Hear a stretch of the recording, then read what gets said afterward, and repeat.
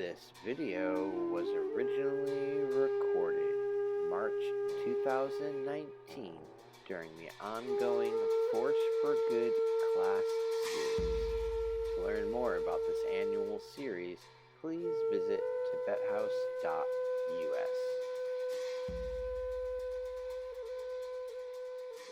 Peaceful, it means peace. Shiva means Shivam, means peace. So anyway, I'm so happy to welcome you all here, and to welcome my beloved friend Krishna Das, who is the living representative of Nim Karoli Baba Ji. Still living. And I have the bad karma in my life only to have seen him at a distance, across a bridge, Nim Karoli Baba. But then I met him, I feel that I have truly met him by meeting Krishna Das, because he kind of just tumbles out of Krishna Das's heart, and to me, anyway, so. Could be my... That's not enough. I don't want to run out here. You got to hold yourself back or I'll run out of money. Okay. And so I'm so happy, and I do admit I'm a bit of I love the Buddha, and who, by the way, is the 9th avatar of Vishnu. Mm-hmm. Krishna is the 8th, and Rama is the 7th. And there were a few other beings before that. Because there were a total of 10, and there's a 10th one who hasn't come yet. And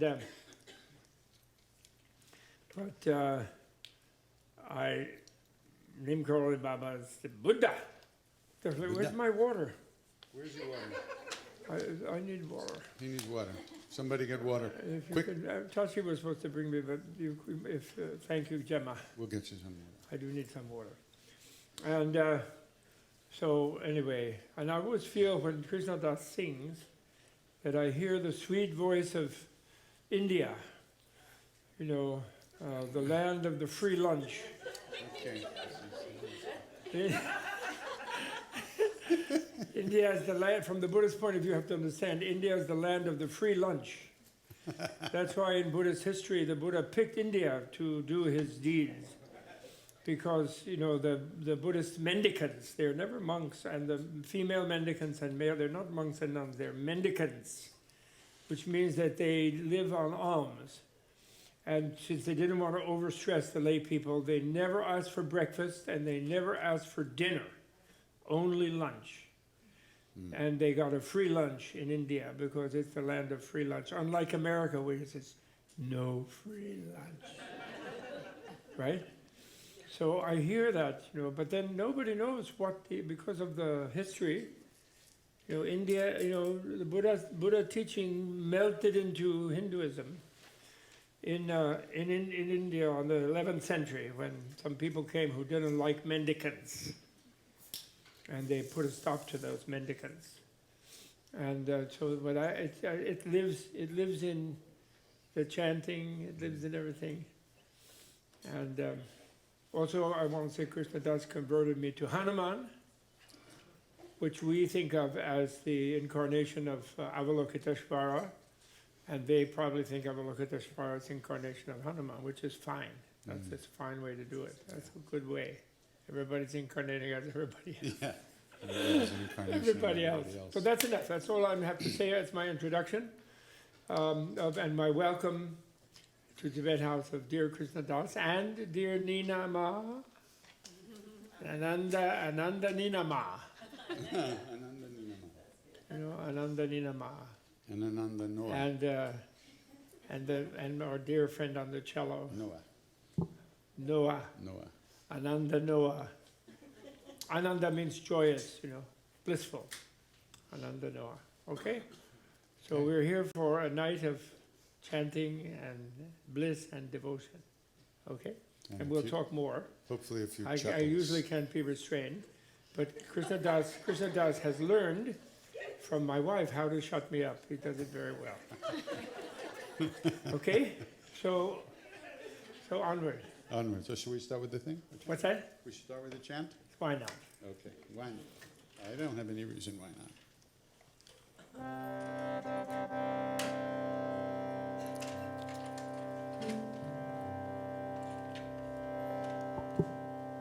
Let's see, what should we sing, Bob? Which one? I want to do invocation first. Okay. Yeah. Oh, yes. To Avalokiteshvara in the form of a monkey. I'm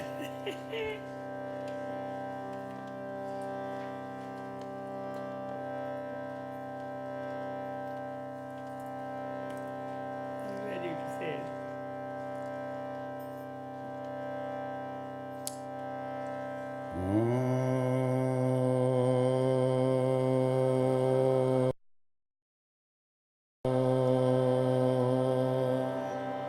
Turn it up, Kev.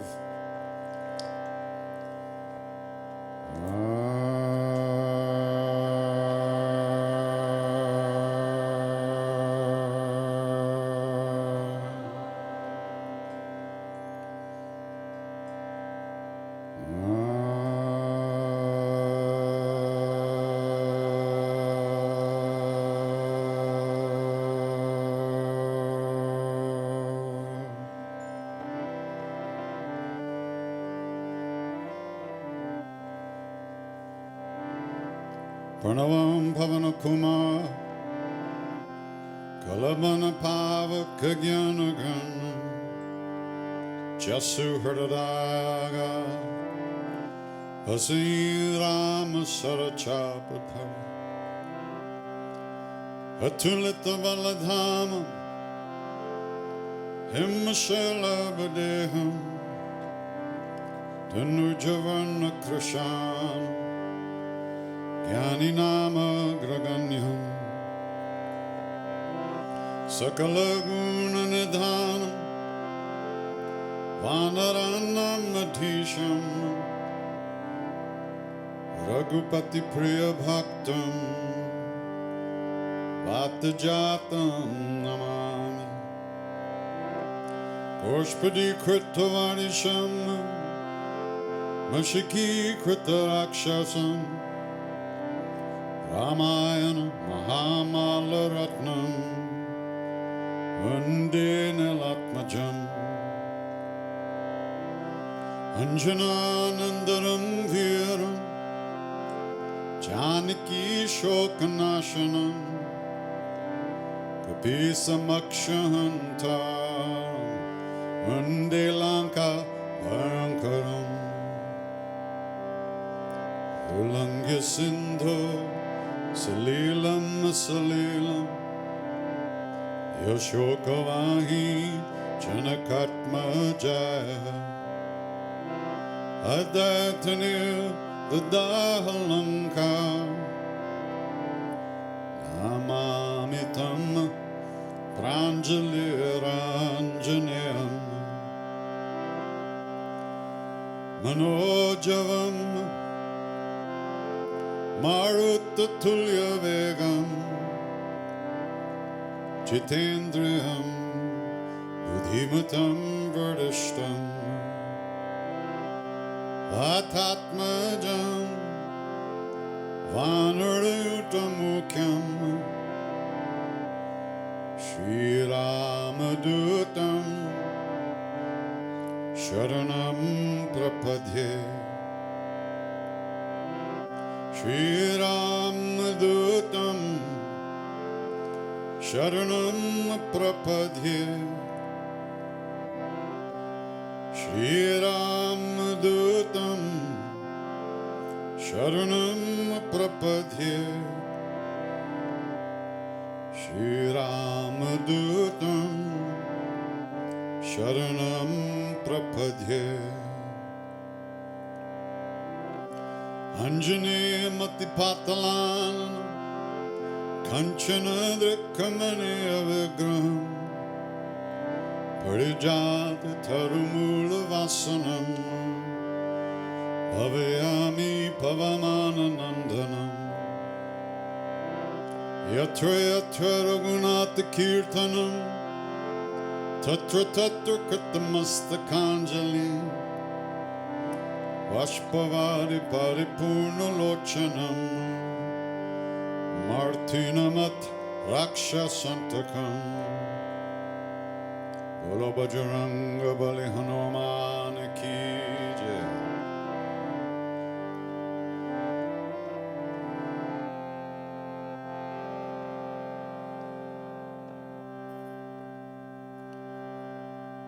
So that invocation is essentially taking refuge in the messenger of Ram, Ram's messenger, Ramaduta. Ram being the indwelling presence within us, our true nature. And Hanuman being that messenger, the connection between our individual spark and the ultimate reality. And Hanuman is always repeating the name of Ram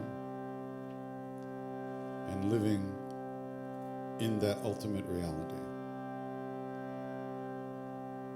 And as Maharaj used to say, through the repetition of the name,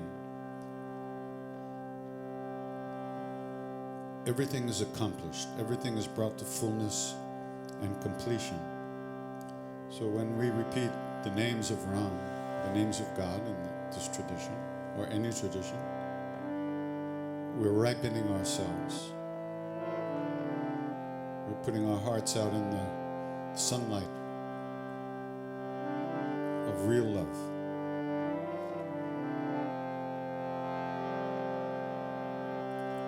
Hare Rama, Rama Rama, Sita Rama, Rama Rama.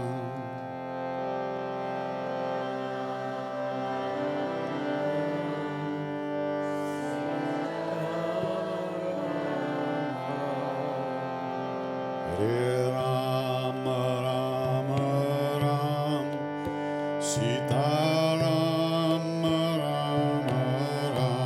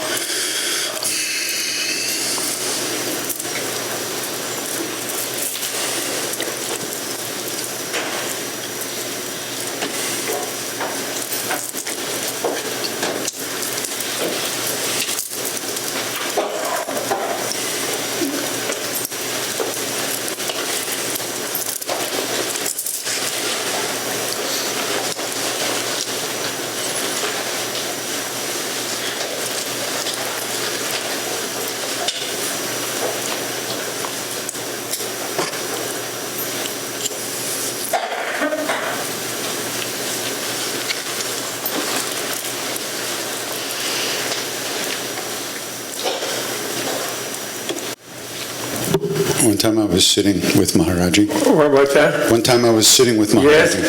And one of my guru brothers had a book with him. It was called the Avadut Gita, which is a supremely non-dual text, non-dualism, just, totally. And so Maharaj said, "What's that book?" And he shows it to him. And he says, "What does it say in there?" So, Maharaj used to always go like this.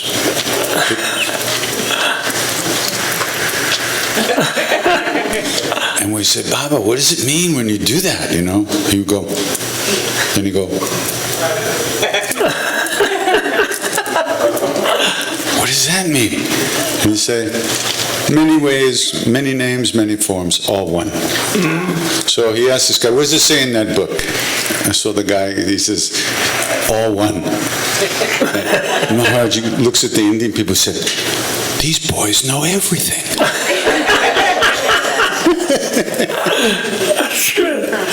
Avaduti Gita. Avadut Gita, yeah. Avadut Gita. Avadut Gita, big time.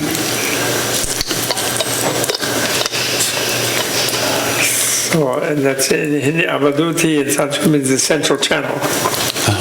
Avaduti. And there are many great siddhas called Avadutipa, meaning someone who's living in the central channel of the subtle nervous system, subtle neural system, Avaduti. See, that's why I love this guy. I just say some bullshit that I don't understand, and he explains it to me. Fantastic. I love it. I don't know the book, Who cares about the book? I don't know that book, but it's a very. So then, when he's doing this one finger, he's indicating the one central channel. Yeah. And the way that this is understood by the Mahasiddhas, the great adepts, is that what I think is nice about it is that when you meditate and you withdraw everything away from your habitual perception of everything as a diversity, like this one, like that, then you go into your own central channel, and you even don't need to breathe. Because you're in this sort of deeper layer where there's this infinite energy. And then just where you think you're disappearing from everything, you discover that you are everywhere. And you are everything. But the key is that you don't discover you are everywhere and everything and it's all just some sort of light or some sort of empty space. You're everything and everyone else is also there. And you are everyone else. So then that's why it's all one, because you are all of them. That must be really freaky. Like here, we're all used to looking at everything out of our face, at everyone else, and hopefully they're all sort of smiling, looking happy, but they're over there, and we're over here. And then you even be so freaked out about it. Like some certain disciples, some boys he's talking about were like freaking out, right? In India in those days, as you have amply told us about, but I'm sure there's more. Then you think you can withdraw in a way into the, and then in the central channel, you compress the central channel into the center of the heart chakra, and the super subtle body, mind in the heart chakra, like the size of a mustard seed. And but then when you reach there and you think, I'm just getting away from it all, you suddenly are everything. There's nowhere to go. But some people know, but some yogis, though, who are misdirected, they think that they don't quite do that last unfolding, and they just sort of hang on the fringe of it, and they think there's a space there, and they're in space, and nobody's there. And so that's dualistic, though. How does that happen? How do you make that final? Well, it may. I don't know, because I didn't do it yet in this life. I see. And maybe I didn't do it in the previous life either. I don't know. But it must be some kind of grace. be, because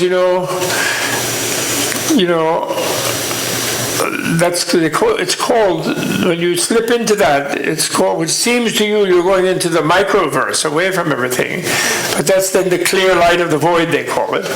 That can be called nirvana or the Brahma, but it's not exclusive. Right. Because then that is in everyone's heart, and you are there in everyone. And so that's why then then it's a big job. To be everyone, you mean? Yeah. And it's indescribable, of course. Yeah, so therefore they talk about it in Sanskrit and everything all the time, because it's indescribable. They're not afraid of somebody thinking something is a dogma. Right. Right. Yeah. So they talk about it, and what is it that makes that? I think it's love. Because why? Because when you reach there, the only way you reach there, if you think about it, is you melt. Because at that subtle plane where all is one, where Maharaji is waving his finger around, at that subtle plane, then that one it's like you go into zero, and zero is infinity. It's not. No. And so when you reach that, then it's all, you're just bliss. And you realize you always were it. So it's not like a new place you went to. It seems at first as if you were just about to go into a new place, they say. But then when you reach, you can't reach because it's not an object. You're also made of it. So then you're all of it. And it's bliss, all of it is bliss. But then the tricky thing, and this is where the ninth avatar of Vishnu, Buddha, has something to say. Because then the tricky thing is, you see everyone else has all bliss too, made of it. But then you cannot fail to notice that they don't think so, most of them. Right. So then when you realize that they are already bliss, but they think they don't have enough bliss, they think they're different from everybody else. And if you rush up to them and give them a huge hug and say you're all bliss, they think you were molesting them. And they'd probably be right, actually, unfortunately. And so you have this, so the enlightened thing is this double vision where the compassion, Right. which is like how to help them find out that they're bliss. And that's where Hanuman comes in. Right. That's where you need helpers. Right. You need friends. You manifest as many embodiments, actually. They say. Gotcha. That's why Vishnu had so many embodiments, or Buddha had so many nirmanakayas, body of emanation. But because you couldn't stand being everyone if it wasn't all bliss. Yeah. But on the other hand, you can't ignore that they don't think so. Lots of them. Right. And therefore you have nothing to do but help them do that. But at that Because point, you don't need anything more yourself. right.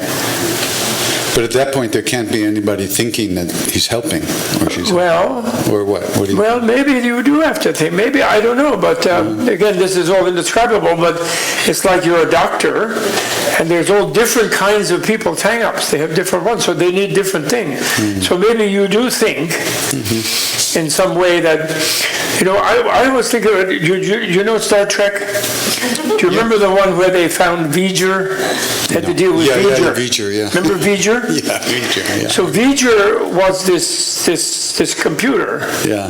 that had been sent out to discover everything in the universe, right? Yeah. So it had discovered everything, but the one thing it hadn't discovered was what it feels like to be human.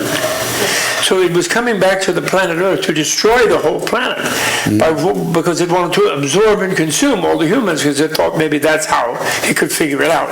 It had a female voice. It was like, golly, no, I don't really mean any harm. I just want to know what it feels like to be human. I don't remember that. And Kirk was like, oh, but you'll kill us all. And so it's like that. So then So then there was this actor named Frank Converse, who I knew from working at Martha's Vineyard, at Nantucket in the summer. He was from University of North Carolina. And his name, and so I could only see he was a sergeant so-and-so, or lieutenant somebody he was a one voyage guy, And, but I knew him as Frank Converse. So there's Frank, And so he said, well, Captain, I'll tell you what, I will merge with V'ger, and then she'll know what it's like to be human. So they said, no, you don't know what happened to you, you might die. I said, no, but I have to save the earth, I will do it, I'll merge with her, he says. So then he comes, and it's like a Tibetan yabyum, male, female, father, mother, because she has a really sexy female voice, but she's just a computer. You sure it wasn't Robert Kraft? What? She what? You sure it wasn't Robert Kraft? I don't know about it. Okay. But she's female. She definitely seems to be female. Okay. Although it's just a kind of rusty old tin can of an because they turn out it's Voyager. They realize it's Voyager set out in the 20th century. Yeah. That's the big thing. But anyway, he embraces the computer. And so it's like a yabyum, and the computer is like a super computer, like super artificial intelligence, knows everything, and finally finds love with Frank Converse. And then he disappears, and then she disappears, and it just waves go like this. So you get the idea that they became everything.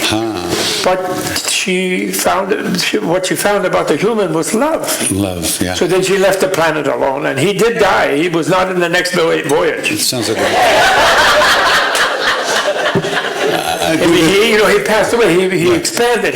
Sure. Death was merging with the clear light. His individuality disappeared.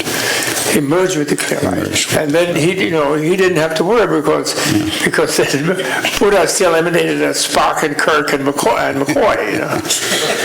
So that's the closest I can think of as what a Buddha must be, the merger of the loving being with the vast infinite computer. And it was pretty cool of me to think that, because the women are the wiser ones. Men are well-meaning, but they're a little stupid. We do the best we can. As everybody knows in this room, except maybe a few guys. That's because we're stupid. But all the women are smiling. Look at them.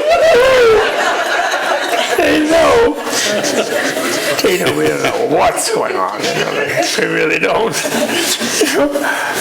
I was trained, by a great Dakine, Yeah. Anyway, so there's semi-trained, not completely.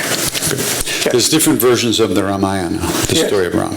Yes. There's the Valmiki, there's the Tulsidas, and there's the Kamban, and then there's another one called the Adhyatma, which is the inner... Internal, Adhyatma, yeah. And so in it, so there's a part where, I don't know, I won't go into the whole story, but the whole war is over and the good guys have won, and they come back to the kingdom of Ayodhya. And they're sitting there, and Hanuman and Ram and Sita are sitting there on their thrones. Yeah. And Ram says to Sita, look, there's Hanuman. He's done everything, he's accomplished everything he set out to do. He's a good disciple. We should enlighten him. Oh, really? Yeah. So Ram says to Sita, sweetheart, would you tell him how it all is? And then Sita goes and she says, you see Rama, he looks like he does things, but Rama doesn't talk, he doesn't move, he doesn't do anything, he never, she said, I'm the one who runs the show. Oh, really? Yeah. Well, good for her. The whole Leela of the war and the whole thing, she said, that's my creation. Oh. And it was created to remove negativity from the planet, from the earth. Yes, sure. But she says, it's all my show. And Rama is the non, that side of the Supreme Being that is the purely witness and purely non-doing. But Sita is the energy and the action creates the everything. So Rama doesn't do shit all. I do everything. That's really cool. Amazing. It goes on from there. It's extraordinary. And they call that the Ram Hridaya. Ram Hridaya. Hridaya. The heart. The heart The of essence Ram. of Ram. The heart of the Sure. of the reality. Well, that's like Avalokiteshvara and Tara, where Avalokiteshvara is the infinite compassion of all Buddhas, and he's meditating love and compassion infinitely, and then he notices living beings are still behaving badly and harming themselves and suffering and so forth. So he weeps with frustration at his impotence. And then each tear turns into Tara, like Durga, same as Durga. And she says, oh, stop blubbering. Naturally, you can't do anything. You're a guy. But we work miracles, and don't worry, we're taking care of it. You know? And that's a Tara, you know. That's all the 21 taras, the 21,000 taras. You know, that's the same, I think. And that's really great. And imagine, no wonder the West suffers. Where's Mrs. God? Yeah. Did you hear about it in the synagogue or the church or the mosque? Mrs. God, where are you? Yeah. It's just Mr. So he's frustrated, naturally. He's like, you know, what's he? It's like the NRA or something. He's like, doesn't know what to do. Doesn't know what to do. We took away Mrs. God. Really? India has Mrs. God. Yes. Mrs. Rama and Mrs. Buddha too. They don't know that. They also have Mrs. Buddha. So wonderful. So somehow, you know, imagine being a being who just completely. So that's why, like, Guruji was able to deal with you. Because, you know, because a great master like that, you know, people think that a great master like that, they can do things and people go, oh, that's great, because they're somehow higher than the people, but that's wrong. The point is, he merged with, he felt he was you. And that was problematic for him, right? Because you were, at first you were less than happy. At first. Am I right? You were somehow... What time is this? When do I get happy?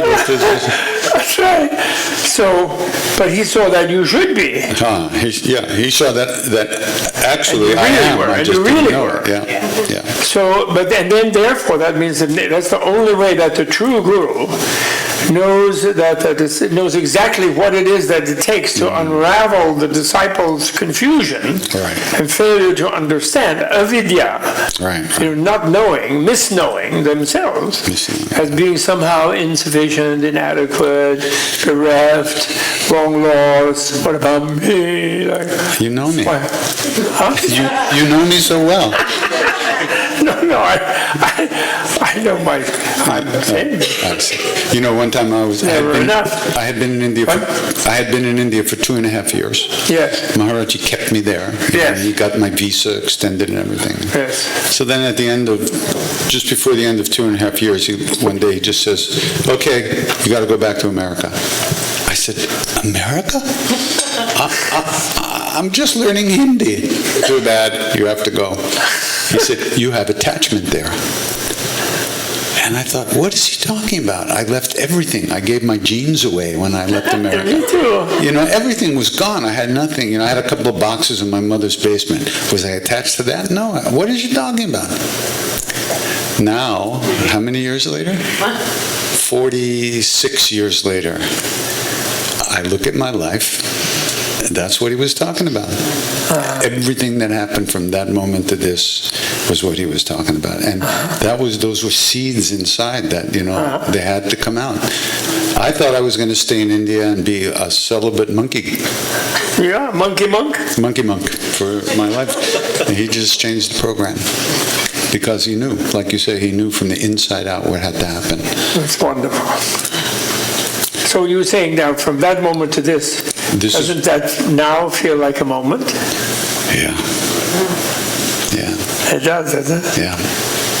So that's a great thing. Yeah.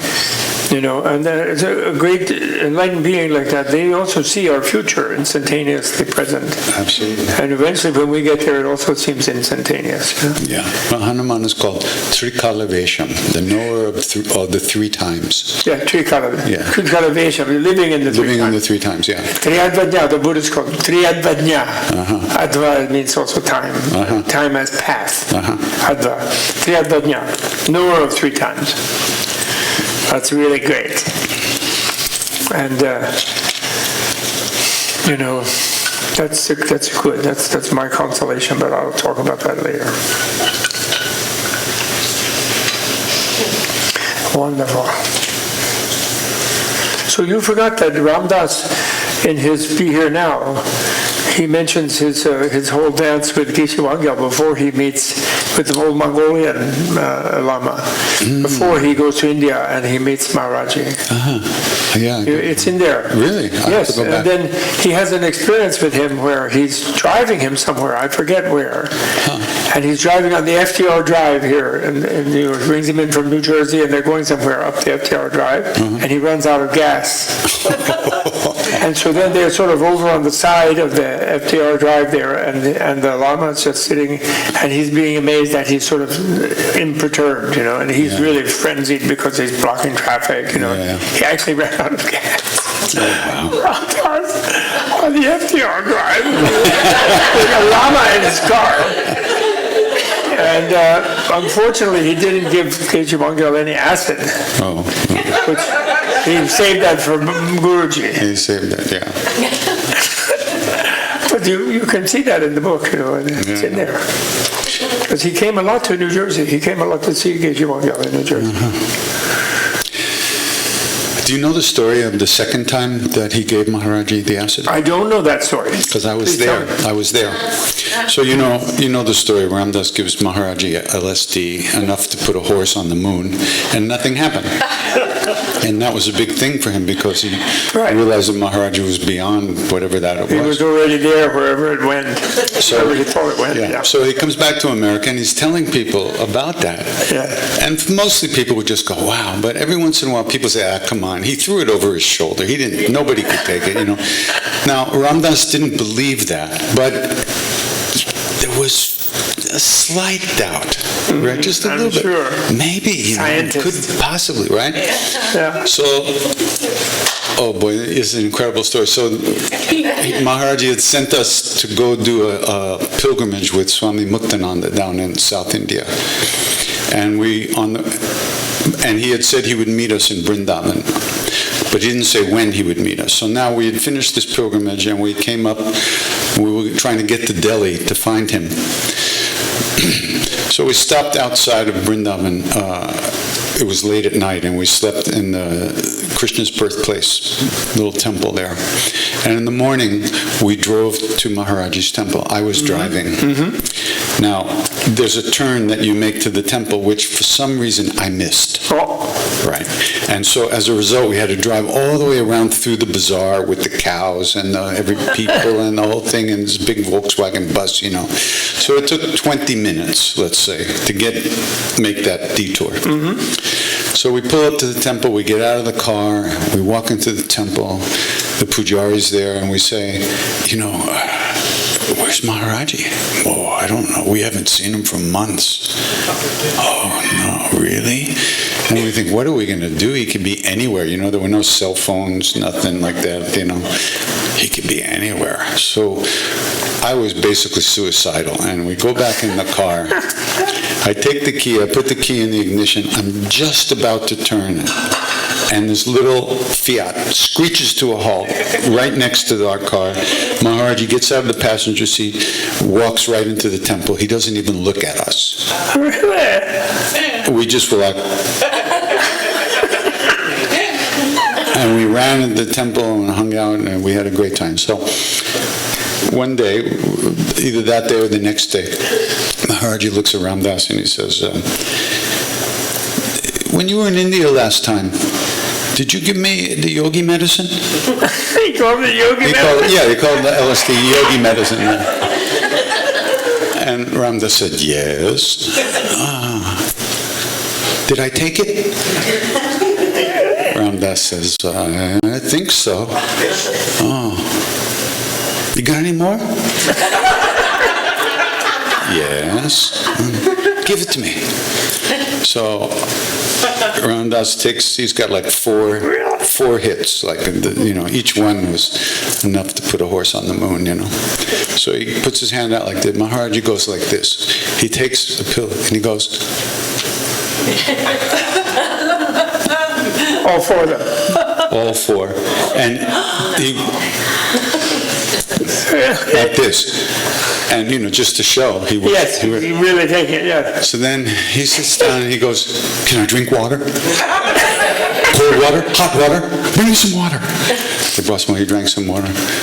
And then a couple of minutes later, he puts his blanket up over his head, like covers himself, and he comes out like it.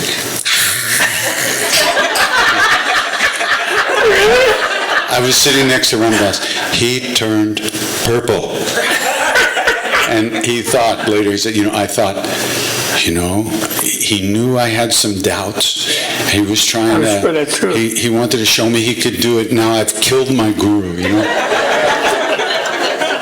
The minute he thought that, Maharaji dropped the whole production. And he just sat there and he laughed. He said, yogis have known about this for thousands of years. Yes. It used to grow up in the Kulu Valley up there, A yogi would go. He would bring slowly he would do yoga, asana, pranayama, pratyahara. He'd bring his mind to one point, then he would take the medicine and go through the door. And he said, for a yogi who knows God, no poison can affect him, he said. And that was that. And we sat around with him all day. Nothing. No difference in the other day. That is really. Yeah. But see, that's the thing. See, he exactly knew what was in Ramdas's mind. Exactly. Because he was in Ramdas's mind. He was Ramdas. Because a man like that, a being like that, is a field. Yeah. They look like they're just over there, like we're over here, but they're actually a field. Yeah. They're like a field. They're like a CAT scan field. Yeah. So they know just what he's doing. I love that he literally went like that. Yeah. Oh, just one at a time. Like.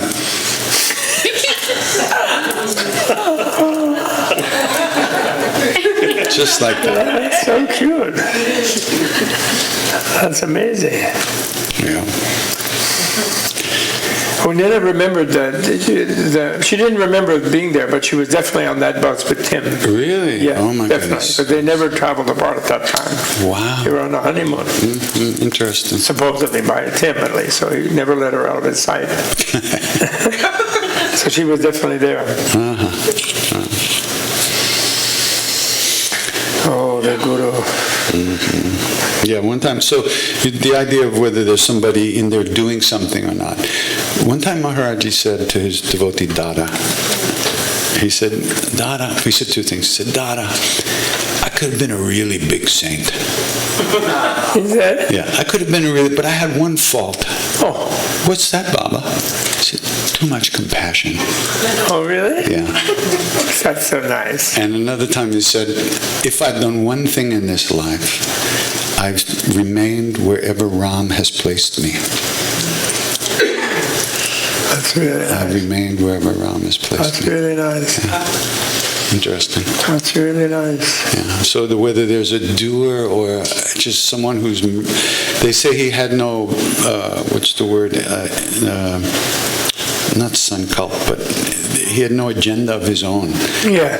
Well, that's what I recognized in Geshe Wang. Remember where I said the story? Yeah. When I saw him, I said, he's my teacher because he's not there. Right. Yeah. But I didn't know, of course, what I was saying then, really, but I just sensed it. Yeah.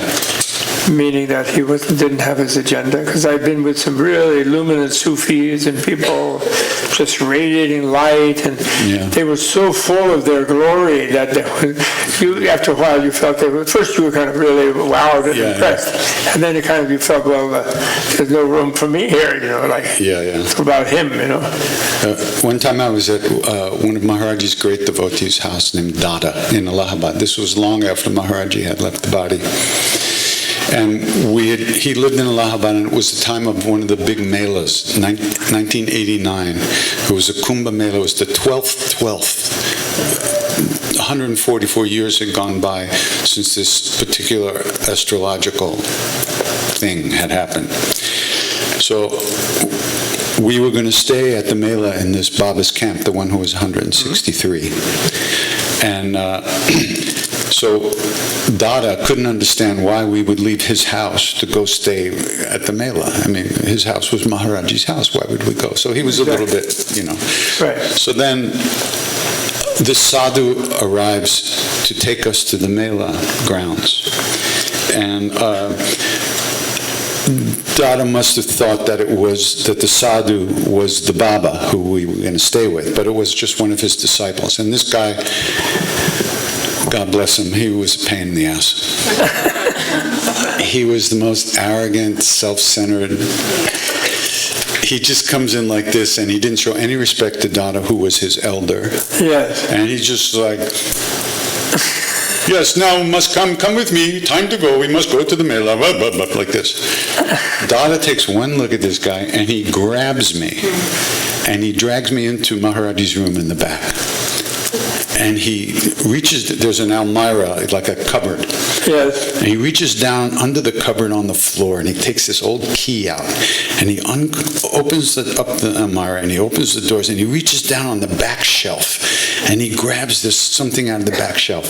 And what it is, and it's like something wrapped up in this old newspaper, right?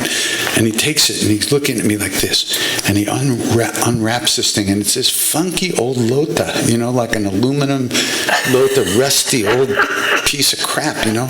And he's looking at me, and he goes, "Do you see?" And I said, "No."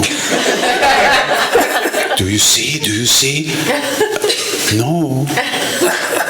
"He left this for me."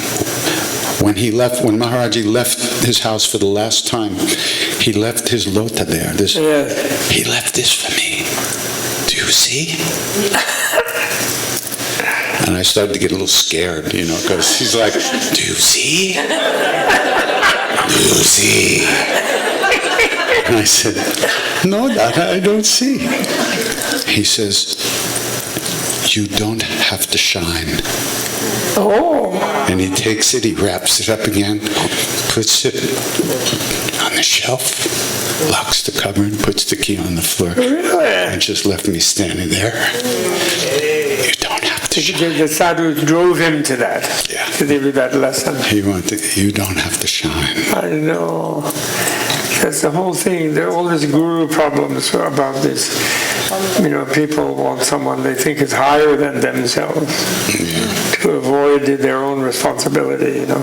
Yeah. That's why I like His Holiness. I told you the story. I think a lot of you haven't heard that His Holiness at one time, I mean, there are many occasions, but one time he was teaching, a few hundred Indians in the Taj Hotel in Delhi in a big room.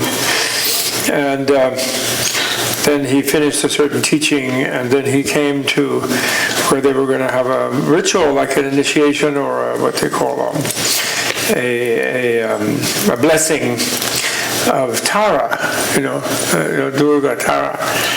And he said, "Okay, now it's time. I was requested. We're going to have this thing of the blessing of Tara." He said, and then he says to them, and they were all very excited. He said, "Except I don't have any blessing," he said. And they all look, "Oh." And then he said, "But we do the ceremony," he says, "because when we do the ceremony, then it gives you the excuse to find the blessing of Tara in yourselves," he said. "But you mustn't think I'm giving it to you." So that's why we do this ceremony. And it goes like that. So he completely steps away from holding himself above them, if you follow me, you know. It was so deep. Some of them look disappointed, actually. You know? Sure, yeah. Like they want some sort of thing, they think someone is higher than them. And he does that. He's always doing that. I remember the first time he did the Kala Chakra initiation in Madison, Wisconsin, and the first time in America. And there was a point in the ritual where he puts on a certain type of hat, a very special hat, you know. And then he says, and now, after the main initiation, he says, now I'm your guru, now you have to do what I say. And then he says, except if I say, then he changes tone of voice completely after saying that kind of, at first in Tibetan, and then the translator repeats, then he says it in a kind of sonorous, kind of ritual way. And then he says it completely, voice change, and he says, except if I say something stupid, forget about it. He said, and then they're kind of rocked by that, the ones who wanted to, they wanted divinity, And then he takes off the hat and starts scratching his head. And he says, I don't like this hat, And it's like, I have to wear it, and he's scratching away on his bald head, his shaved head. Scratching, and then he said, actually, really, Shakyamuni Buddha didn't have a hat. No. So this hat, that's no big thing, it's just a hat, I don't like it. And he's scratching. He really went on with it, and they were all this.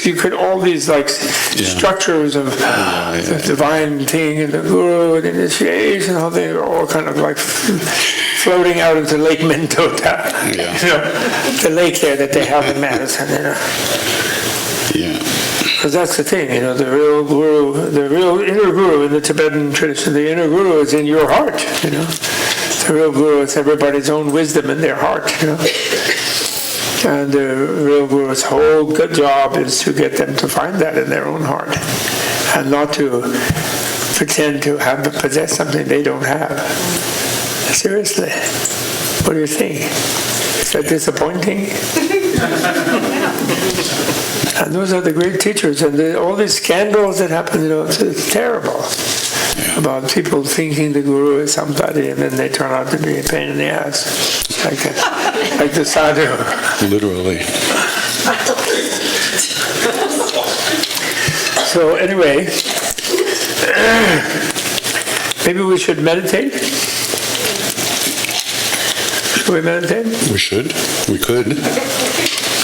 Maybe, I wanted to, usually like His Holiness Dalai Lama, when he does any kind of teaching, when there's any kind of assembly, they always chant the Heart Sutra together. And maybe next time, 2 weeks from now, we'll have a lot of copies, and we can chant it in a Zen way, where you hit a fish and you go da, da, da, da, da, like that, okay. Shall we do that? Yeah. But meanwhile, we could do a meditation about it, because it's a nice thing to do. You'll be shocked. But, okay, do you want to go into meditation mode, everybody? Okay. Can you go into meditation mode? Which just means, you don't look at me, and you don't, but you listen, and you sit in a balanced way, and you breathe in a gentle way, and then you sort of follow what I'm saying, and you're thinking about it. Try to hold on to the thread of the thought, okay? So what I'll do is I'll kind of recite, but not in exact words, but I'll summarize and recite the Heart Sutra meditation, transcendent wisdom, the lady, the enlightened lady transcendent wisdom, it's called, in the female Buddha transcendent wisdom sutra. There's 18 such sutras, ranging from 1 syllable to 100,000 lines. And this one is about 1 page. But it's considered in Zen monasteries, they chant it at every session. Okay, so try to enter the scene of it. So the scene of it was that Buddha is in a certain town with a huge assembly of both ordinary humans and divine beings and demons and fairies and monkeys and all kind of people in the type of assembly that he would attract. And he doesn't teach anything himself. He goes into a meditation called Illumination of the Profound. A samadhi known as Illumination of the Profound. And at that time, the Avalokiteshvara, the Bodhisattva, the great Messiah, who is like the incarnation of the compassion of all Buddhas, he was meditating on emptiness and freedom. That means openness. He's meditating on that. And he's looking at his body and mind complex. And he sees it to be completely free of any intrinsic reality, substance, sort of solid thing in itself. He sees it, therefore, as all completely relational process, completely free of any sort of stuck identity.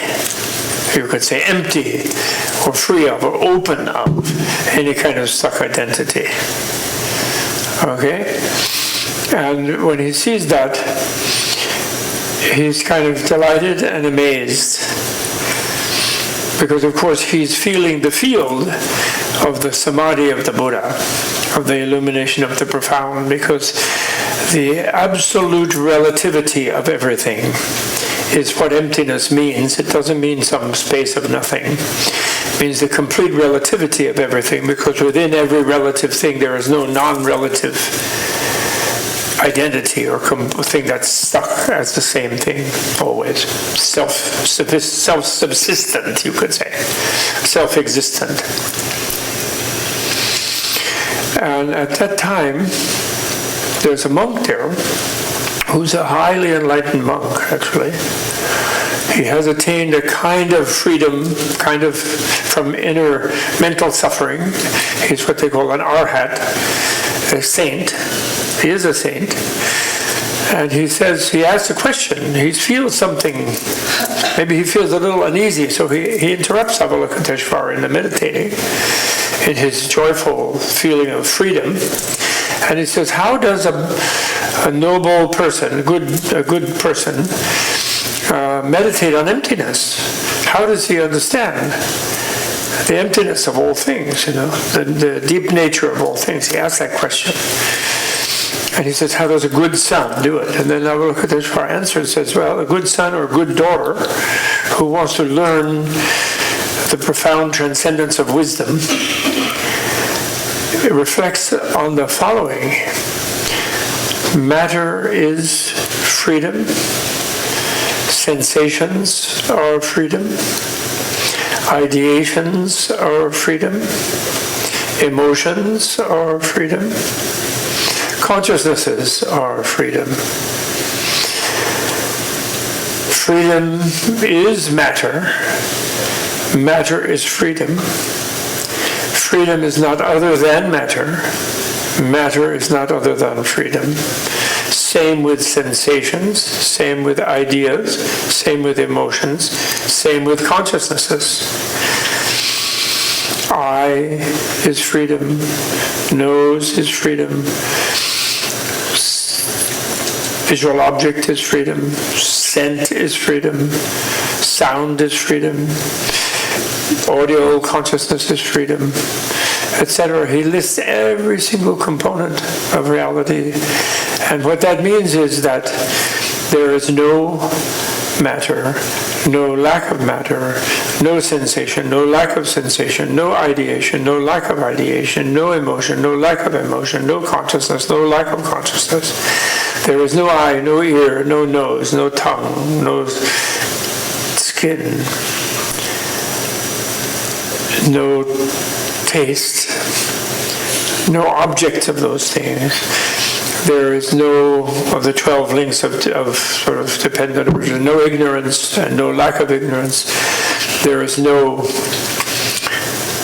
suffering. There is no cause of suffering. There is no freedom from suffering. There is no path to freedom from suffering. There is no enlightenment, but there is no non-enlightenment either. And therefore, the Bodhisattva who realizes that there is no attainment, he lives in freedom, and always recites the great mantra of transcendent wisdom. And so we can recite it, we could chant this too, but we can recite it together. So just repeat after me.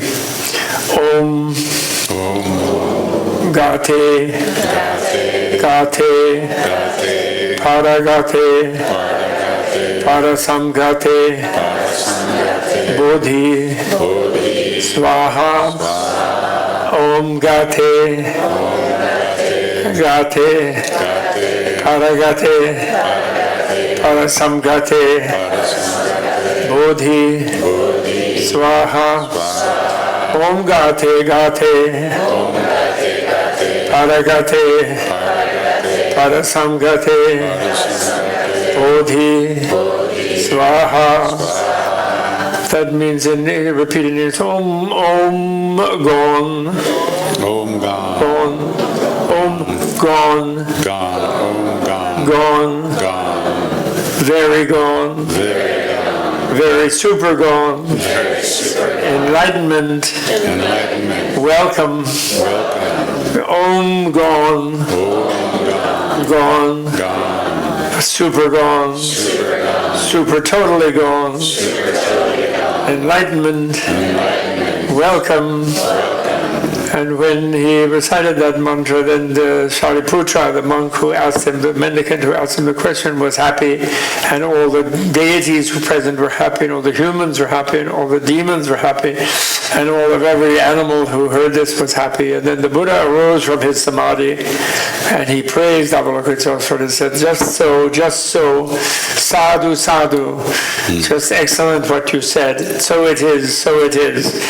And when you see that all the transcendent Buddhas in the universe and all the deities and everyone will support you, and then everybody rejoiced at that teaching.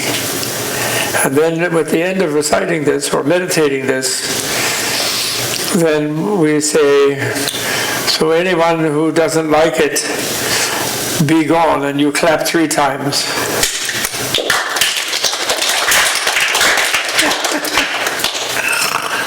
Because, and that's why they do it at the beginning of every ceremony, because they think if there's any bad spirits around, they're always into, there's all kind of invisible beings always present, But if there's anyone who has a bad attitude, a spirit, they leave when they hear the Heart Sutra. Okay, I'll see you. No, you can't. So then it clears the air, and when they recite it, Om Gate Gate. So, but human beings are so great. My translation of that was translated into Spanish, and so they put Om Puerta Puerta Puerta Grande Puerta Muy Grande Iluminación Swaha, because gate, Gate, yeah. So I always write now G-A-T-E-Y. Yeah. Gate. Yeah. Because they thought it was Puerta Puerta. Not so bad. Oh dear. So that's the Heart Sutra. So people are so scared of that. They think that emptiness is like nothing. They do. And some Buddhist practitioners think so. Yeah. And it's very wrong. Freedom means everything is relative. It's absolute relative, discovery of absolute relativity way before Einstein. Oh, did you know I met Einstein? Did I ever tell you that? No. I did. Really? I was like 8 years old. I was in grade school, maybe 7th grade, something like that, 6th grade. And I had a friend who had his family lived in the city, I went to school here in Manhattan, but they had a house in Princeton. So one weekend in the spring, he took me home for the weekend. And that was my first visit to a Catholic church. I had never been to one. So they took me there on a Sunday that time, and I did a real fabulous. I had my dime, for the offering plate. Oh, yeah. But I dropped it in the holy water. Because I didn't know.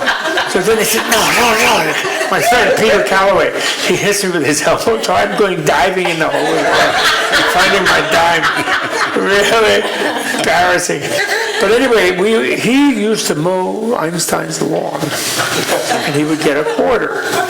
And in those days, for 10 cents, 5 cents a scoop, you could get 2 scoops of ice cream. In those days, this was in the 40s, late 50s, I hate to say. Anyway, it was. So we went, let's go over to the lawn, we'll get a quarter, and we'll go. And then when we got there, he was mowing himself. And he had a push mower, and he had a bathing suit on, and one of those T-shirts that only have the shoulder strap, no sleeves. Yeah. And his wild hair, and he had the sprinkler on. It was a very hot day. Yeah. And so he was mowing through the sprinkling, and it was happy.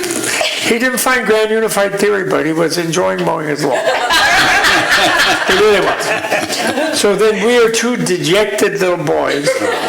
So we went with my friend Peter, and then, so we went and we sat on his front step, and we watched him mow the lawn. We were all like morose because we couldn't mow the lawn. He was mowing it. So then he says, "You boys wanted to mow the lawn, right?" He said, after a while, first he was happily going back and forth. Can you believe that? I didn't know who he was. I didn't read about that relativity until did Einstein. And then he said, "Well, I'm sorry, I didn't know you were coming." He said, "So you can mow a little." He let us push it a little bit, and we pushed it. And then he said, "Here," and he gave us the water. He did. So then we went and got to his scoops. That was my meeting with the sage of the Institute for Advanced Studies. So cute. Really. It's some consolation of not finding the grand unified theory. Yeah, you got the transmission directly. Well, it was a transmission, I think so, of relativity. Yeah. Well, because you see, relativity, everyone thinks everyone is so smart and so modern, but relativity, they already discovered in India thousands of years ago. Yeah. Total relativity, absolute relativity, which is a contradiction in terms, of course. But what that means is that we're all connected. Right? And ultimately, we're one even in our diversity, right? Yeah. As Maharaj, what did we say? He used to do like this and then like this? Mm-hmm. That's great. At first I was worried when you said that because, Shantideva has that famous verse. Which one? Well, I really like, the great Shantideva is the great teacher of compassion. And one of Shantideva's vows is, when people ask me for directions, I will never point with one finger, like, where's the ladies' room? I will never point like that, he said. I will always, because he doesn't say the reason, he just says, I will never do that. What I will do is I will use my whole hand in the gesture of a host inviting a guest, honored guest to go somewhere, and I will go with my hand and I would say, there's the lady room. Because when you do that, it's a little bit bossy, you see. But he's not showing directions when he does that, because he's just showing that it's one. You're already there. So he's not pointing to anything. No. He's just evoking in their mind the sense of oneness. Right? Mm-hmm. Absolutely. He's not pointing to it. Yeah, absolutely. No. So he doesn't violate the Shantideva. But that's so beautiful about being connected, Body language. In his poem, he writes, and he's aware of his body language. When you go like that, like, does Trump wave his little finger? He does, I think. He goes like that. You remember we were in Arizona? Yes, and the anger one? Yeah. Yes. And with His Holiness that time? Yeah, it was a teaching on Shantideva, right? For 3 or 4 days of compassion, compassion. That was so great. Yeah. But remember what happened at the end? You don't remember. So the last session, he took questions. Yes. And the questions were written down in advance and given to the translator. Yeah, that's right. And he would translate the questions to His Holiness. That's right. So one question was, Your Holiness, I did something that hurt somebody once. Oh, I do remember that. Go ahead. And I've apologized, and I've apologized over and over again, but they won't accept the apology. What should I do? And His Holiness said, you should keep apologizing. 1 year, 2 years, 3 years, you keep apologizing. If 4 years they don't accept your apology, tell them to go to hell. Did you do something? Okay. So I thought, Now wait a minute. His Holiness the Dalai Lama does not tell people to go to That's hell right. because they will, and that's not compassion. So I said to Bob, Bob, Oh, Bob, yeah. come here. Could you Well, tell you me? were the one who It was said me. I said, Bob, what did he really say? So he said, you keep apologizing. 1 year, 2 years, 3 years. If 4 years they don't accept apology, tell them to eat shit. Great! Right. Really, that was you? That was me. Fantastic! Because I was so upset with the translator. Yes. Yeah, oh. Because okay. he was embarrassed to say eat shit, that the Dalai Lama would be so earthy as to say eat shit. Yeah. And so he mistranslated it as go to hell, Yeah. which is terrible to have the Dalai Lama say go to hell. Never say go to hell, Avalokiteshvara, never. The only one who goes to hell is Avalokiteshvara. Right. Yeah. He goes in the Karandavyuha Sutra. Yeah. He comes there in the Karandavyuha Sutra. In the beginning, Buddha's there with a huge assembly of people, and suddenly a golden light comes out of Buddha's feet and swirls all around, and everybody turns to gold, kind of thing. And then it goes away and swirls into Buddha's urna, this little tuft of white hair and the third eye is in Buddha. So they say, Buddha, why was that? Where'd that gold light come from? He said, oh well, that's Avalokiteshvara. He's going to come here. So then Avalokiteshvara shows up, and then they say, well, Buddha said, so hey, where have you been? You know, he said, oh, I was down in hell, and I went down there, and I saw this giant cauldron, and all the souls, sort of subtly embodied souls, were like boiling around like a bunch of peas in a boiling, cauldron. And so I was upset, and then all my 1,000 eyes started weeping and flooded the whole thing and put the fire out. Oh, wow. And then I made a tractor beam, an iron hook, Beam me up, Scotty. yeah. Cut, and then I drew them out like this. And then he said all the demons who were doing the cooking, they were pissed off, and they ran to Yama, king of the dead, and they said to Yama, there's some guy here just like put out our fires, and he's sucking away the people we were torturing, who had the karma to be tortured. We were doing it, and he's ruining our job. And he said, oh, that has to be Avalokiteshvara. Never mind. Just go ask him for some good advice, and you're going to improve your lives. And don't worry, you'll have more people to burn later. And so he tells this story, So they really had a vision there of him going and emptying hell. So I was so upset when he said go to hell, But I couldn't shout there. I know. Yeah. Today I would, I think, but in those days I was. But you asked me, so I got to tell you. I'm so happy. The Dalai Lama is very earthy. You can, if you don't believe me, if you think Dalai Lama is too pure and too holy, you can go on YouTube and you can find a very short YouTube of the Dalai Lama, and it's just a sort of, it's like archival. It's not really no production value at all. And he's sitting there with a translator, and there's a lady, black lady with an African type of big hair, big sort of headdress, kind of a wonderful fabric, really handsome woman, and she's like the interviewer or something, or she's the moderator. And obviously there's a huge audience out here because he's on a stage, and that you just see him on the stage. And then he had given some teaching or something. This is just a short thing. And then she asked him, well, Your Holiness, you travel so much and you're so great teaching. It must have been 10 years ago.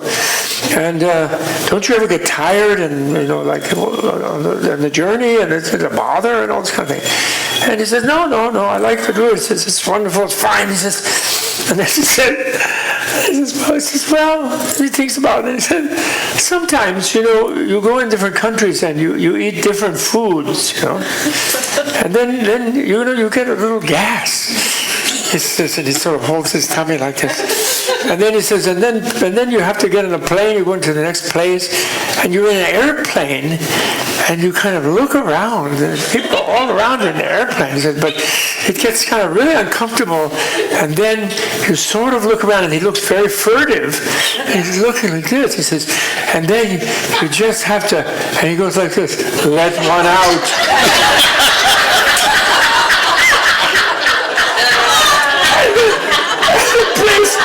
The place totally explodes, and the lady is like completely cracks up, and his translator is totally freaked out. He's so embarrassed, and he's laughing. And I had the sort of fantasy that, at least if there was like 1,000 people in the audience, there were at least 15 cases of proto-Crohn's disease that were healed by everyone's mind going there.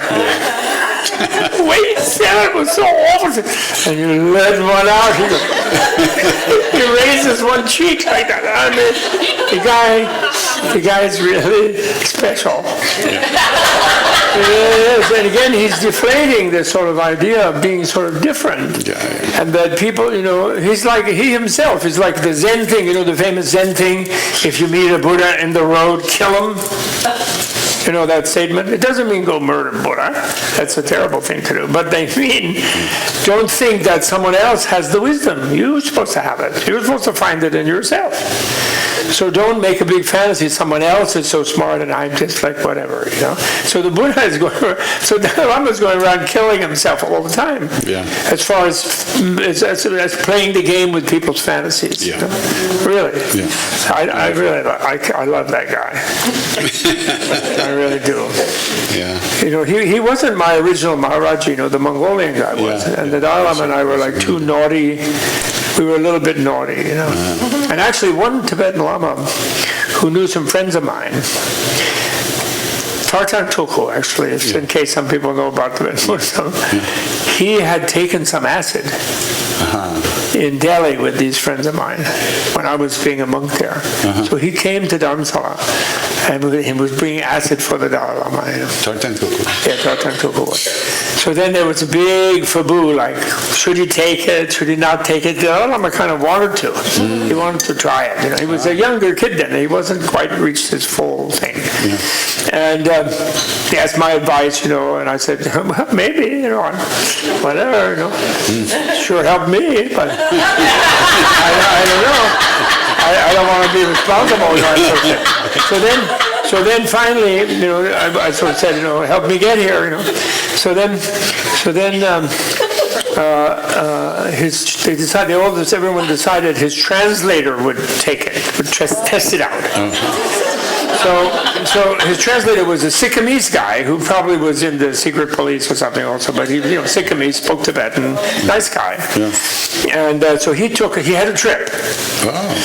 And the next morning, he came out, next day, he came and he said, wow, because he wasn't Maharaj, And then he said, well, it was very interesting, he said. But I'm not taking responsibility of recommending it to Your Holiness. Also, he said, he didn't want to, because everyone cares so much about the Dalai Lama. So then, supposedly Dalai Lama never did take it. And then 2 weeks later, that translator resigned, went to Delhi, and became a guru for the subsequent 30 years. Oh my God. One miserable trip and he becomes a guru? Well, he had some studies before that, but it kind of, he was one point at, it's like the yogi, he said, like Maharaji said, it helped him kind of, walk his talk or something, and he decided he would go and be a guru. So Dalai was like, he went to be a guru? What? Is Sanam Kazi? What is that? But then he supposedly never took it, So I have a funny story about His Holiness. So a friend of mine is an incredible chef. Yes. And this is back in the 80s. Yes. His Holiness came to Honolulu. He was going to come. Yes. And so my friend heard about this, and he wanted to cook for His Holiness. So he got in touch with people who got in touch with people who got in touch with people, and the word came back he could cook. Oh, good. But under the condition that he would not see His Holiness. He would just cook for him and the food would be brought by somebody else. So he said, fine, I just want to cook for him, no problem. So the guy thought, now if he's a Jewish guy, he said, if I was traveling far from my country, I would like chicken soup. That would be great. I wonder what His Holiness is. He said, yak butter tea. He would like yak. It would remind him of his home, right? So through his connections, he knew a guy who took people up into the high mountains. They actually brought yak butter from the high Himalayas to Honolulu. Really? So I hope it wasn't rancid. well, it's rancid in it. That's good, No, right? no, it's Tastier. Yeah. Anyway, go ahead. Yeah. So anyhow, so they bring it. So this guy makes he makes breakfast, and the guy comes to bring His Holiness his food, and just when he's getting ready to take the food up to the room, he gets a phone call. Oh, okay. So he hands the tray back to my friend. He said, "You have to bring it. I have to do something else." So my friend goes up there and he goes into His Holiness's room, and with the tray of food, and His Holiness is in the bathroom. The door's open. He's brushing his teeth. So he's brushing his teeth, and he turns.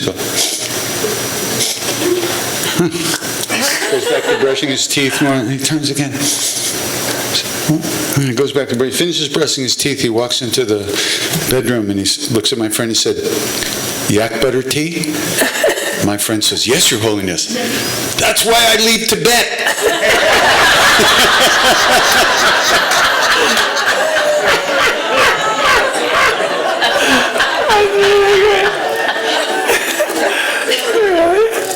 That's really good. Oh, my God. It's true. They don't really drink much. They drink very sweet tea in India, you know. I'm the only one who likes it.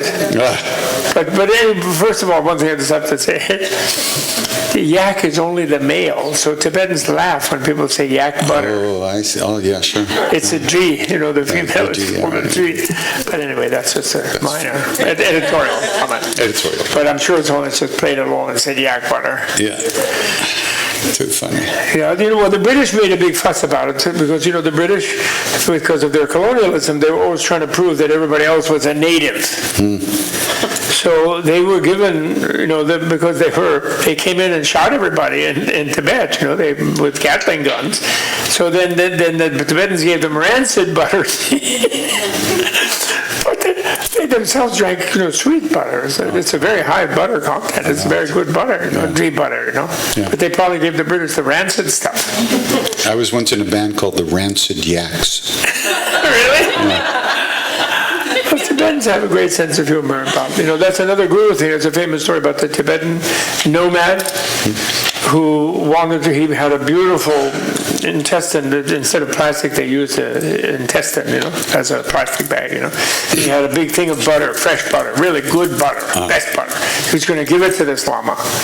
He went to get a teaching from some famous Lama who came. So then he was sitting in the teaching, and then the Lama was teaching like, okay, now you visualize this, and you visualize that. Now in front of you, there's the Tara there, the Buddha, and then this happens, and light rays come over here, and then go there, and the Nomad was totally lost. He was completely freaked out. He was really kind of irritated. He couldn't follow it, you know. So then the ceremony finishes, and the people go in the receiving line, you know, to get the blessing from the Lama, you know, and they make their offerings, you know. So then he comes, and he's bringing his butter, his intestinal butter. He comes up and he gets the blessing of the Lama, and he says, "Lama Jesus, I loved you. That was a great teaching. And you know, I brought this butter for you, you know. But now what I've learned is that it's even better. You can just visualize that I'm giving you this butter, and then I can take it home."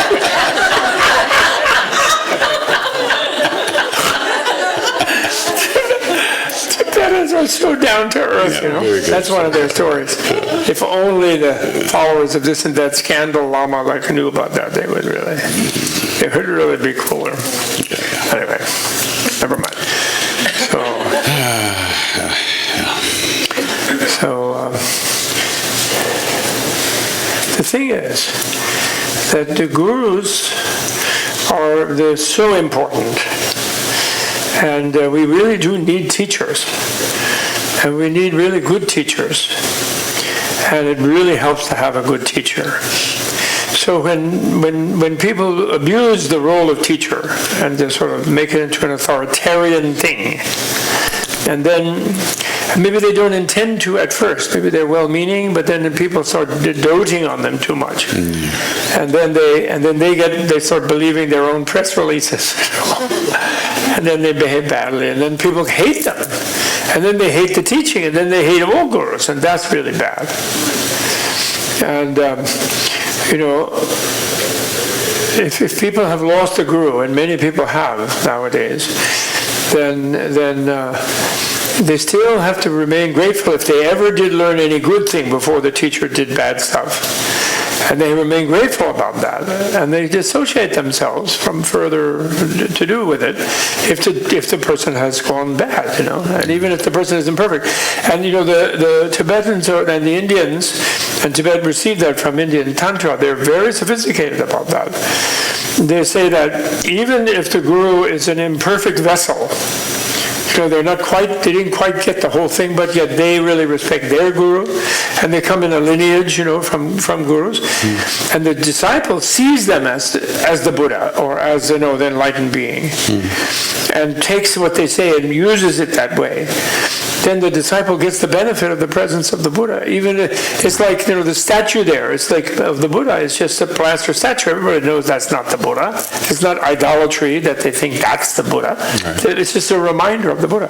Yeah. So they have this beautifully sophisticated thing where the teacher becomes a vessel or channels the thing, And that's why they then say the best initiating teacher is one who lives at least 3 valleys away. They say that. That's a Tibetan saying. Yeah. So you don't have to get into the kitchen with the yak butter. Yeah. Exactly. Although that's a great privilege, to be that close. Yeah. Hear the jokes. It's wonderful, really. So what did Maharaji, please tell me, what did Maharaji say to Larry about the Karmapa? Or what did the Karmapa say to Larry about Maharaji? I'd like to hear that. Well, Dr. Larry Brilliant, who's a friend of mine, and he was with us with Maharaji. And Maharaji, through a series of events, got him working for the United Nations Health Organization in India in the smallpox eradication program. And in fact, they eradicated smallpox in India. And at one point, first they did a whole sweep of all India, every village, every town, and they investigated every possible case of smallpox, and they inoculated everyone who could be inoculated. But he only did that, right, because Maharaji told him to do it. That's right. That's exactly. So in a way, Maharaji did it. Yes, he did, and in fact, he made Larry. Larry was afraid to try to do it, right? Yeah, no, Larry had no intention of doing it. Maharaji kept sending him back to Delhi. He said, there's a book called Sometimes Brilliant by Larry Brilliant, and it's fantastic. It really is great. Sometimes Brilliant. So anyhow, through a series of events, Larry is working with them, and then the smallpox program grew and got going, and they eventually eradicated smallpox. So first they would do a sweep through the country and inoculate everybody, and then the next round would be to check and see if in fact there were any cases. So now they were up in, I guess, Sikkim with His Holiness the previous Karmapa, and visiting with him, and he said, well, what are you doing here? And he said, well, we're checking the villages to see if there's any smallpox. And he said, oh, well, I'll write a letter for you. The king's my disciple, or something like that, and you can go wherever you want. And that's nice. And then, His Holiness, he says to Larry, what's your dharma? What do you do? And, we never knew what to say about Maharaji, because all he would do is feed us and then send us away, So he took a picture of Maharaji out and he showed it to the Karmapa, and the Karmapa goes, oh, Bodhisattva. The teachings of all bodhisattvas are the same, even if they appear different. Bodhisattva. And then His Holiness pointed to his altar. You see the altar there? See those statues of the Mahasiddhas? And he points to Maharaji's picture. Mahasiddha. And so Larry was like, whoa. And then a couple of days later, the Karmapa asked Larry if he wanted to take refuge. So he said, sure. So the next morning, they went up on the roof of the monastery, and there was a whole ceremony. And all of a sudden, Larry got scared. He thought, oh, and he says, Your Holiness, do I have to give up my guru? And the Karmapa said, no, I'm going to give you refuge in your guru, the way I give refuge in the Buddha. I'm going to give you refuge in your work, in the same way I give refuge in the Dharma. I'm going to give you refuge in your satsang, in your group, the same way I give refuge in the Sangha. So beautiful. The same way. He said, so Larry, it was just too beautiful, really beautiful. He didn't give me those details. It's really nice. You'll be with him, ask him again, because he tells a good story. That's really special. So it's 20 to 9. What's that? It's 20 to 9. We have 20 more minutes. Oh, okay. Should we sing Tara Mantra? Yes. Okay. Let's do that. We don't have time for questions today or anything, but maybe next... It's really that quick? Yeah. What happened to the time? We were living in the present for a change. Okay. Maybe everyone should learn the mantra to know what it is. You're going to do repeat and so on. So, Tara is same as Durga. It's the Buddhist female Buddha.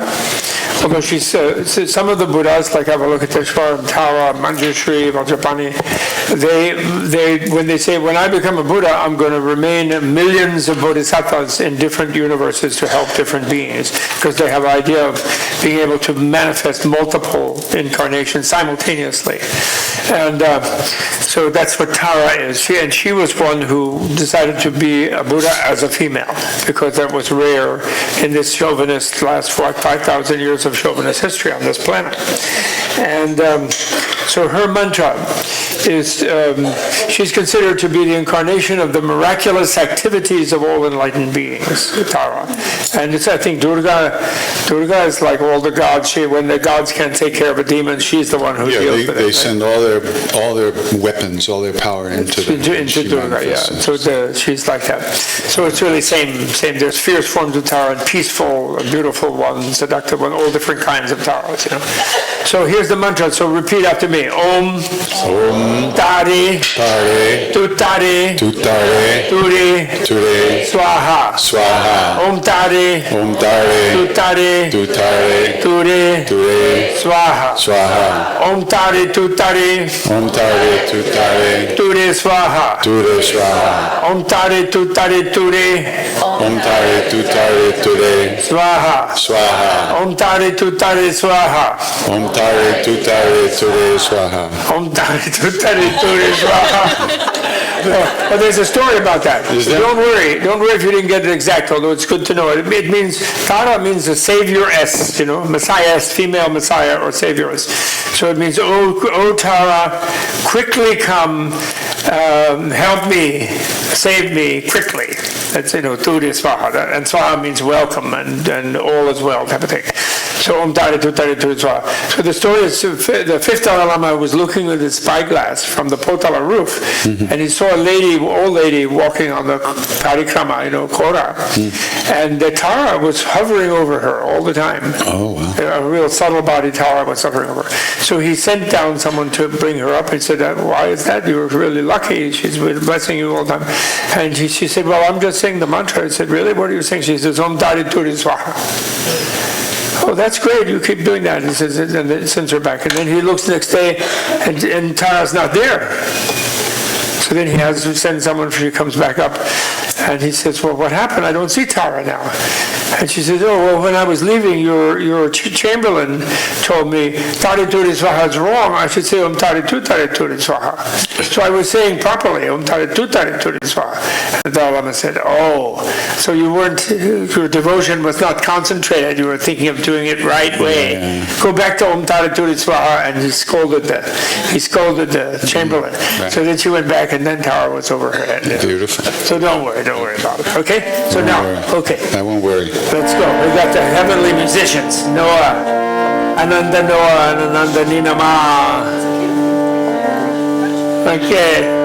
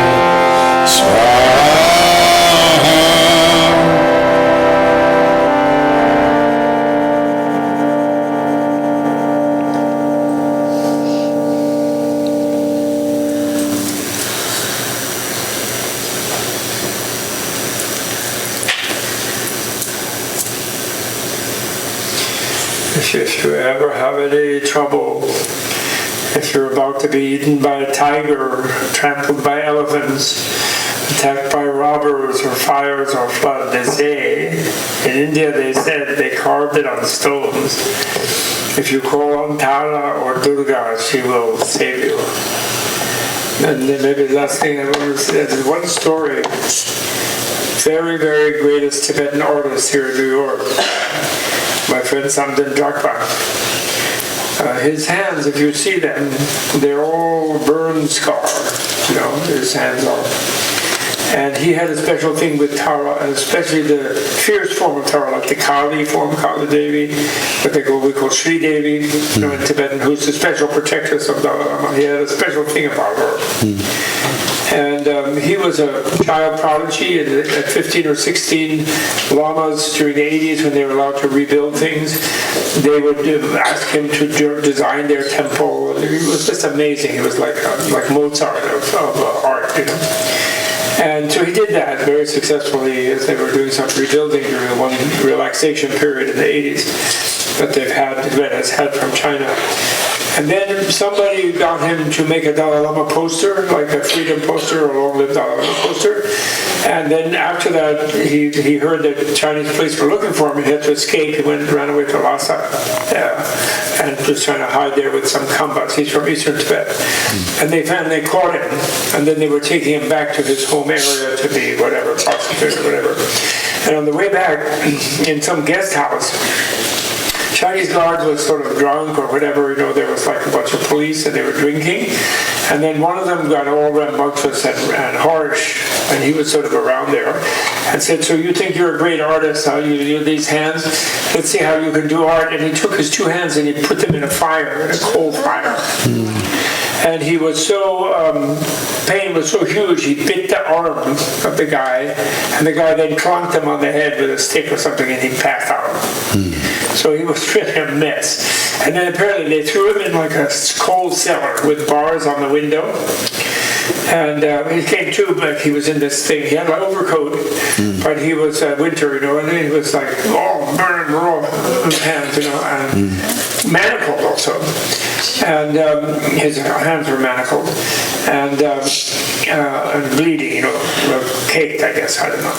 So then he was sort of hallucinating, and then he saw this old hag, like an old sort of very dark woman. But he thought it was a human, but it was it looked like a kind of hag, scary looking. And he was sort of looking and he saw her there.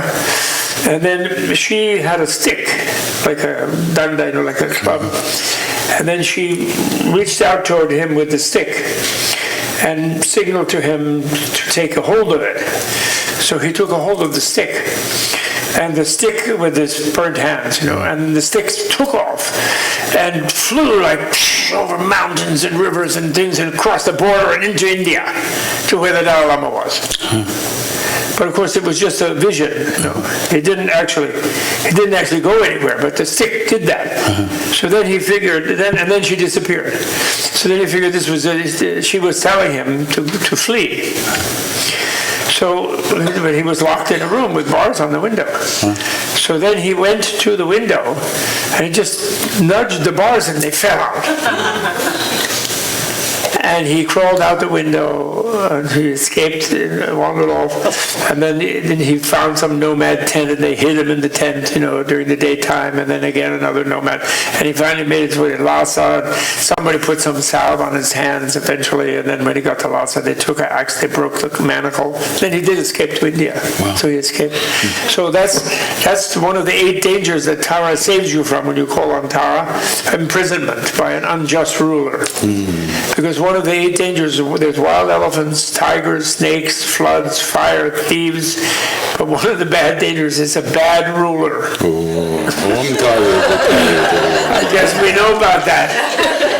So call on Tara, say Tara mantra a lot, and we'll win the election. Okay. Okay. Thank you. Good night. Thank you, everyone. Thank you, Senator. Thank you so much. So kind. Thank you. Wonderful. Ananda Marima, Ananda Ninama.